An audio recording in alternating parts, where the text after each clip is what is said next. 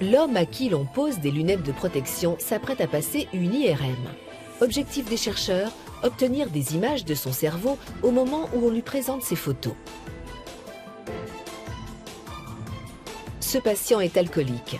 Le professeur Kiefer de l'université d'Heidelberg va observer avec attention son activité cérébrale. L'expérience consiste à faire passer un IRM à des patients alcoolodépendants en leur montrant des photos de boissons alcoolisées. Cela suffit à rendre visible l'activation du système de récompense. Par exemple, sur cette image IRM, on voit que dans cette région, le système de récompense est activé. L'IRM permet de déterminer si le sujet éprouve un intérêt fort pour l'objet représenté. Si le sujet associe l'alcool à des expériences positives, la simple vue d'une boisson alcoolisée entraîne la libération de dopamine dans le système de récompense.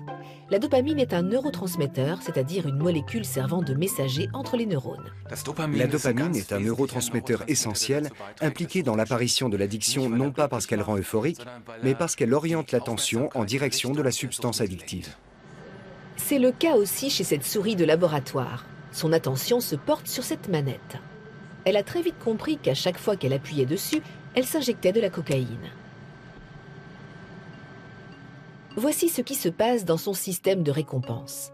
Comme la manette cocaïne promet du bien-être, les neurones sécrètent une quantité accrue de dopamine, laquelle se fixe sur les récepteurs d'autres neurones. Plus la quantité de dopamine est importante, plus le signal nerveux est fort et plus le cerveau associe rapidement la manette cocaïne à un stimulus important. Chez l'homme comme chez l'animal, le cerveau produit toujours une certaine quantité de dopamine. Mais l'alcool et la nicotine multiplient cette quantité par 200, la cocaïne par 400 et les amphétamines par 1000.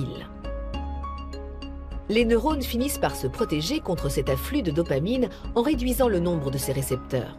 Les signaux nerveux perdent en intensité, mais le cerveau qui s'était habitué à recevoir des signaux forts éprouve un manque. Conséquence, le sujet ressent l'envie de consommer la substance addictive.